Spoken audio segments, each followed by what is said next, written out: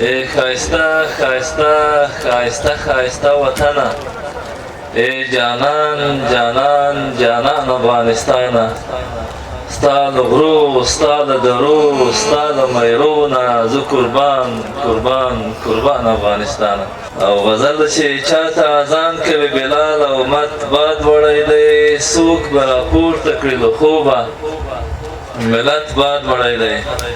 او یا خو د ښکلو په خندا کې پخوانی خوند نشته، یا زه سپین شوم او یا محبت باد وړی دی. یا خو د ښکلو په خندا کې پخوانی خوند نشته، یا زه سپین شوم او یا محبت باد وړی دی. او یو څو بیتونه داسې وخت نازک دی، د لیدن لمونځ هم مکروه دی، خو ته مزه قضایي پکې روا ده. د پښتون اسلام ټول ظلم دی، په ښځه کې یو څه مسلماني پکې روا ده.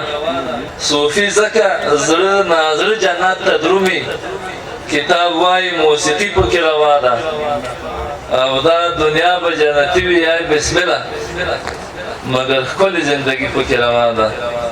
او لښکر د زلفو او د وروځو تورې څه کوي څوک، په یو زړګي باندې ګزار پکار دی، کار پکار دی. او په هر زړګي کې ځان ته ځای پیدا کول پکار دي، د هر یو ښکلي سره تار پکار دی، کار پکار دی.